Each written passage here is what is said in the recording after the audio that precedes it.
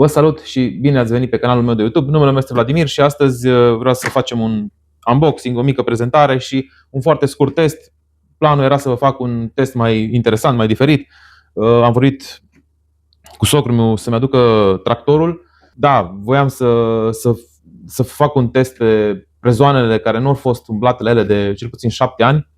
Din păcate plouă și nu o să întâmple treaba asta în acest clip, dar azi, mâine, poimine, când se oprește ploaia, o să fac și filmarea respectivă și o să fac un clip separat. Bun, acum, ca și idee, nu vreau să lungesc foarte tare, dar vreau să spun niște lucruri. Povestea cu chestionarea ei o găsiți și pe pagina mea de Facebook și pe community la postări, aici pe YouTube, unde am scris-o și nu mai vreau să repet pentru că e poveste lungă. Dacă sunteți interesați, puteți să citiți acolo detaliile. Acum, legat de scula asta și să o luăm așa ca și idee, de ce e așa mare bătaie pe ea? Pentru că știu că mulți dintre voi știți exact de ce e bătaia pe ea, dar sunt totodată mulți din cauza comentariilor pe care le-am văzut pe Facebook și sute de postări, cred că, cu scula asta. Da, este cea mai căutată sculă, este prima sculă pentru care eu m-am dus la Lidl cu o zi înainte. De obicei la Lidl nu era cazul, numai la Kaufland am făcut chestia asta. Și știam că o să fie mare bătaie pe ea. Am zis că mă duc și duminică și luni dimineața în caz că nu găsesc niciuna la raft și așa mai departe. Am vrut să mă asigur că nu va fi cineva acolo și să golească rafturile și să mă duc degeaba dimineața. Asta e motivul pentru care am făcut chestia asta, pentru că este cea mai căutată sculă de până acum. Este o sculă care a apărut de 2 sau de 3 ani, posibil de 3 ani, nu mai știu exact. Este a la 4-a sau de fapt a 5-a variantă, pentru că ăsta este modelul C4, a doua variantă. Deci au fost 4 variante, a 4-a fiind C4, dar acest C4 este o altă variantă diferită de C4 celălalt. Cum se pare că Parkside a făcut chestia asta la ultimele modele și anume nu a mai schimbat modelul, pentru că fiind probabil același producător pe care l-au făcut și varianta anterioară, nu au mai schimbat varianta și atunci au rămas cu numele vechi, dar scula este complet diferită în sensul că acest model nu are Bluetooth. Modelul C4 anterior, făcut în 2024 probabil sau 2025, această modalitate este făcută în luna 10 a 2025. Deci foarte recent și nu are Bluetooth. Lucru care, după cum v-am spus și în alte clipuri, mie îmi place că renunțat la treaba asta. Bun, haideți să desfacem cutia și să vedem. Să o iau așa. Am lăsat aici cutia ca să vă citesc din specificații și care am să o fac acum înainte să fac unboxing-ul. Deci are rata de impact 0,500, 0,1500, 0,1900 de bits pe minut, de bătăi pe minut. Asta la vitezele 1, 2 și 3. De aia e trecut așa. Și puterea maximă de desfacere, de deșurubare este de 1898 de Nm, deci 1900 rotund. Și la strângere este 130 pe treapta 1, 400 pe treapta 2 și 1356 pe treapta 3. Zice că maxim până la M33 este 1 pe 2 și viteza de rotații pe minut, când nu este în sarcină, este de 660 de rotații pe minut în treapta 1, 1250 în treapta 2, 1550 în treapta 3. Vine cu baterie și încărcător și nu apar recomandări legate de care să fie cel mai mic acumulator folosit. Lucru care, de asemenea, am văzut discuții pe grup că de ce vine cu acumulatorul ăsta, că e subdimensionat și așa mai departe. Eu sunt convins că și cu acumulator de 4 ampere sunt o grămadă de oameni care l-au folosit și se descurcă fără probleme. Da, e o diferență de putere. Eu personal nu am probat-o, dar știu cum funcționează sculele Parkside și am avut scule care au consum mare de curent și este diferență. Diferența nu este de la cel la pământ. Puteți vedea, vă pun aici așa clipul în care am testat bateriile de 4 amperi clasic versus bateriile performance, unde să vedeți că diferența este nesemnificativă. La unele scule e un avantaj să fie cele performance de celelalte modelul clasic. Deci faptul că sunt celule clasice și nu sunt cele mici doar din cauza că este mai puțin compact. Adică este un acumulator, în loc să fie acumulatorul de 4 amperi să arate așa, arată așa, ca și cel de 8 amperi. Dar practic are aceeași putere ca și celălalt, chiar dacă celulele sunt mai mici. În teorie, fiind vorba de Parkside, care nu este un brand de top, Da, asta e o descărcare mai mare. În practică, nu e așa. Bun, egal. Să trecem și peste chestia asta, că chiar am vrut să stabilesc niște lucruri, niște aspecte. Altă nedumerire, altă confuzie creată, pentru că foarte multă lume nu pricepe foarte bine care diferența. Am făcut și aici un clip, vi-l pun aici, diferența între performance și non-performance. Sunt diferențe foarte mari. Deci, în primul rând, sculele sunt negre de la performance. Și atunci a apărut niște confuzii cu etichete greșite. Și oamenii au crezut că dacă acolo scrie că e 400 Nm în descriere, e sigur e scula de 400 Nm. Pentru că, să vă desfac și scula, să vedeți, 2 secunde. Pentru că mai sunt oameni care au crezut că, în afară de cei care au crezut că este scula verde, mai sunt oameni care au crezut că este scula aceasta de 400 de Nm sau 600 Nm și ca să vedeți un pic diferența, aceasta este cea de la Lidl cumpărată acum și aceasta este scula de 400-600 Nm pe care am cumpărat-o din Ungaria. Deci, cam asta e diferența de mărime, nu mai zic de greutate, că deja mă doare mâna de când o țin așa. Bun. Am stabilit și aspectul ăsta. Și aici așa apare o chestie, că apare modelul PASSK 20 LIB2. Și am văzut cineva că a postat chestia asta, că de ce scrie acolo chestia asta? Păi scrie acolo pentru că dacă citești tot, scrie așa că compared to the Parkside Coreless Impact Range PASSK are aceste specificații, deci aceste procente. Este cu 370% mai puternică, este cu 230% mai puternică, 370% are forța de destrângere, este cu 370% și forța de strângere cu 230% mai mare față de modelul acesta, adică modelul verde, clasic. Și de 10 ori viața motorului este mai lungă de 10 ori. Bun, acum hai să renunț la cutie și să trecem la sculă. După cum v-am spus și la început, este fabricată în a 10-a 2025 și lucrul pe care nu vi l-am spus este că este făcută de Ovim. Acumulatorul nou, după cum probabil știți, are acest LED de funcționare. Am văzut când îl pui l-am încărcat parțial. Era la, nu știu, sub 60%, în jur de 60% era încărcat din fabrică și are chestia asta care mi se pare un pic chicioasă. Dar, mă rog, nu discut design-ul, fiecare are alte gusturi. Dar aici un pic seamănă cu cel performance, că are aici butonul de verificare a bateriei. Deci, scurt, am intrat și în detalii un pic despre acumulator. Avem acest selector și avem 3 trepte de viteză. 1, 2 și 3. După cum vi le-am spus și la începutul clipului, au specificațiile separate pentru fiecare treaptă. Treapta 1, treapta 2, treapta 3. Și acum sunt curios pe... Da, se pare că la acest model și pe strângere, pe desfacere, funcționează diferit treptele de cuplu. Mă așteptam să fie aceeași, pentru că la modelele noi așa au făcut. Au folosit aceeași viteză, adică aceeași putere la destrângere și numai la strângere diferită. Prea multe lucruri nu mai am ce să vă spun, doar ce vreau să vă mai spun este legat de preț. Și de ce? Asta nu v-am spus. De ce este așa de cotată? Pentru că este cea mai puternică sculă de la Parkside, pentru că nu a mai fost de 3 ani în România și pentru că nu ai altă sculă care să poată să facă ce poate face asta în banii ăștia. Nici măcar în dublu banilor, nici în triplu banilor. Deci nu există nicio altă sculă. Dacă socotești că acumulatorul și încărcătorul ăsta se vând separat undeva la 150 de lei, scula goală îți ajunge în 250 de lei. Acum e opțiunea ta că vrei să folosești cu acumulatorul ăsta, să folosești cu alt acumulator de 8 ampere, de 12, de cât vrei tu. Acum, concret va fi, n-am încercat chestia asta, dar să zicem dacă ai acest impact de 600 de Nm teoretic și vei pune un acumulator de 8 amperi, eu îți pot garanta că cu ăsta cu acumulatorul de 4 amperi va desface mult mai repede, mult mai ușor decât acesta. Aici pot să vă spun că, asta e diferența clară, că e subdimensionat, nu e subdimensionat egal. El nu va merge la fel de bine ca și cu unul de 8 amperi, dar va merge mai bine decât această sculă și dacă nu poți desfaci ceva cu asta, cu siguranță că vei desface cu asta la altă acumulator de 4 amperi. Adică nu e cu siguranță că va fi ceva foarte greu de desfăcut, probabil că nu. Dar eu am văzut un clip mai vechi pe YouTube, cred că era varianta A1, acum câțiva ani, în care cineva cu un acumulator de 4 amperi a rupt șuruburi cu ea. Deci, să fim serioși, nu se pune problema. Și revin la preț.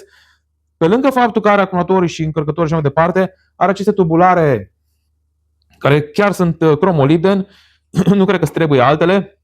Are cele mai comune 3, 17, 19 și 21, care sunt cele mai comune la roți, la prezoane, dar bineînțeles că trebuie să investești în alte mărimi de impact, de tubulare de impact, doar că e un plus faptul că sunt cromoliden și nu ca la celelalte seturi.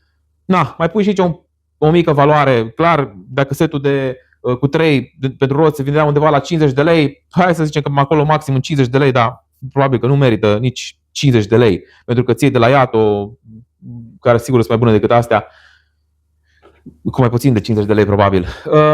Bun. Dar este un plus.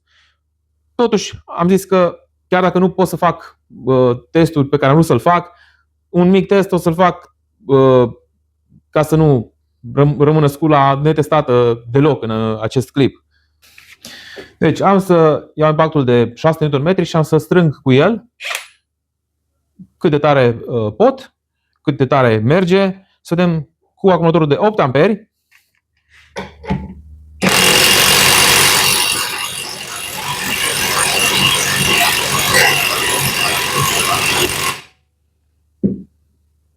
Am să pun acesta în viteza a doua, unde teoretic are 400 Nm, cu acumulatorul încărcat la un 70%, cât a apucat să se încarge, cu bateria de 4 amperi.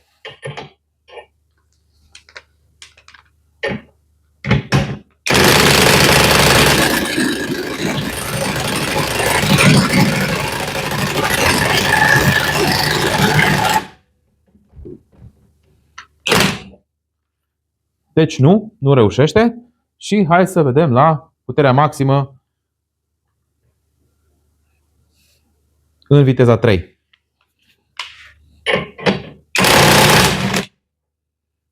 Imediat, instantaneu a desfăcut.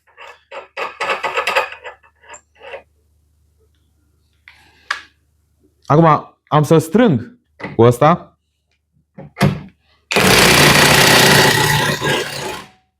Secunde și o să încerc cu acesta, cu acumulatorul încărcat la maxim și la asta, la desfacere, tot aia îi. O desfăcut. No? Asta e interesant. Nu mă așteptam la asta. Mai încercăm o dată. De data asta țin 10 secunde.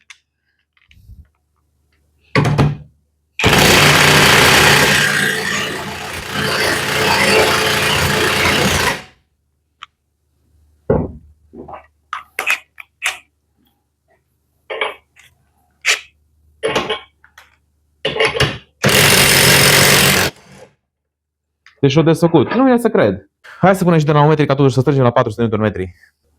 Dinamometrica la 400 Nm.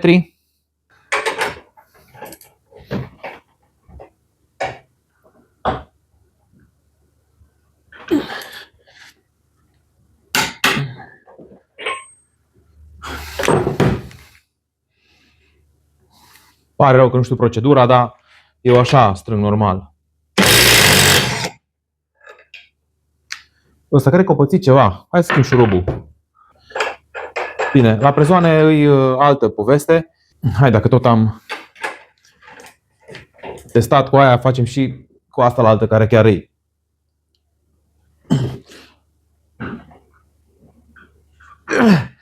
Să muta menghina pentru că e, nu știu ce. Asta se strânge. Are niște... e rotativă și... Am ținut și piciorul pe ea, dar tot. Hai că mai încercăm. O mers după. Deci am simțit când am apăsat că s-a dus după. După ce a făcut click-ul, am mai mers un pic. Bun, hai să vedem. Au căzut niște menghine. Nu răscând foarte tare prezoanele, așa că am setat-o undeva la 270 și ceva de Nm, 280 de Nm, nu îmi arată foarte exact ca să pot vedea, dar undeva în zona aia sub 300, în jur de 280 de Nm. Și ca să nu vă mai chinuiți în comentarii să vă puneți problema că de ce fac așa sau așa, este riscul meu, mi-asum, e mașina mea. 300 Nm, nu 300, am spus 270 de Nm. Hai să fie 300 Nm. Cred că ăsta era prezonul.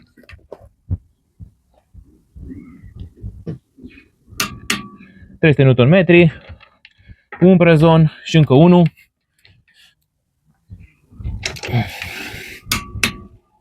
Poate aici au trecut un pic de 300. Am să folosesc la ambele chiar tubulara din kit de cromolibden.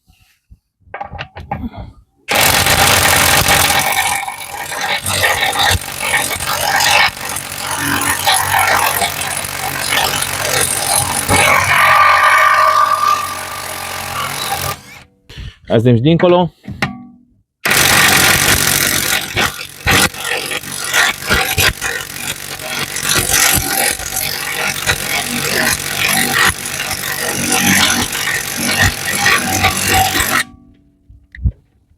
Aici nu a reușit. Cu același acumulator de 4 amperi care nu este încărcat, în viteza 3, cred că, da, în viteza 3, am observat că uneori nu se aprinde aici nimic. Nu știu dacă așa trebuie să fie, n-am găsit în manual nimic concret. Hai să vedem dacă se scurcă. Opa, a reușit, e prima. Mai strângem o dată la 300 Nm ambele.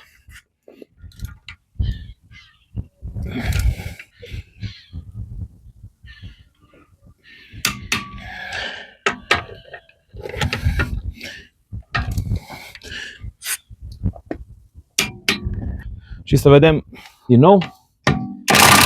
1, 2. Aproape instantaneu. Bun, acum pe final, revenind în atelier și la aceste două scule,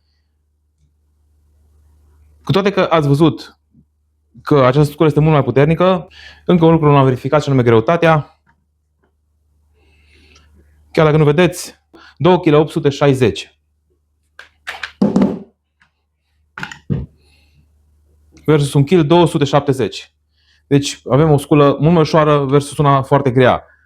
Motivul pentru care nu m-am agitat și n-am vrut să cumpăr acest impact până în acest moment este pentru că efectiv nu am ce face cu el. Nu am la ce să-l folosesc. Pur și simplu.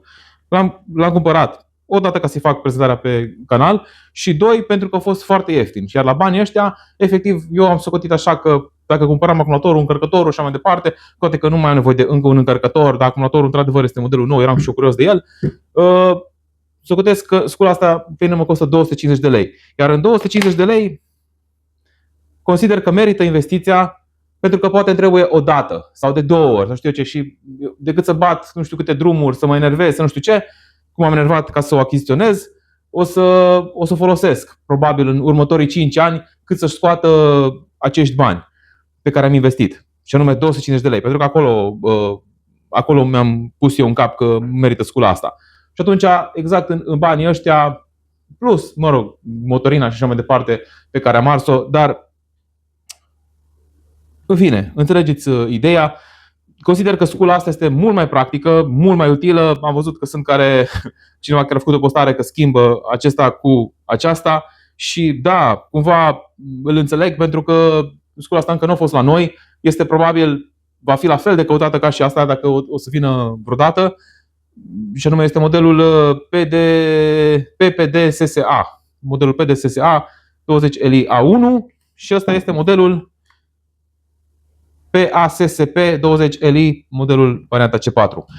Bun, deci concluziile îi retrageți singur. Eu v-am arătat ce am putut eu să arăt. Clar că n-am cum să testez dacă scula asta are sau nu are 1300 sau 1400 sau 1900 Nm. Nu cred că are chiar așa putere mare, dar cu siguranță că are putere suficient de mare pentru a putea folosi și cu siguranță are putere suficient de mare pentru banii care îi. Pe mine ce mă deranjează pe lângă greutate, da, este foarte grea, o simt aici la piept, efectiv mi se încoardă și simt greutate. Deci e foarte grea. Nu este o sculă pe care să o folosești.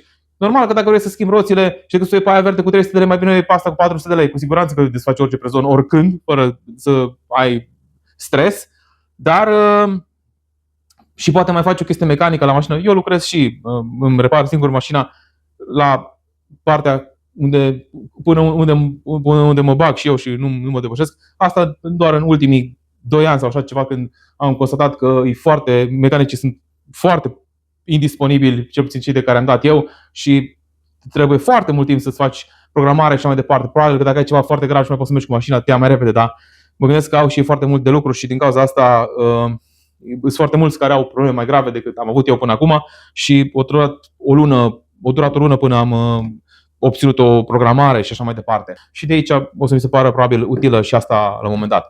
Bine, vă mulțumesc că m-ați urmărit. Vă aștept la un nou clip care va fi tot cu acest impact, cu tractorul pe prezoane ce v-am promis. Bine, vă mulțumesc și vă aștept la un nou clip. Salut!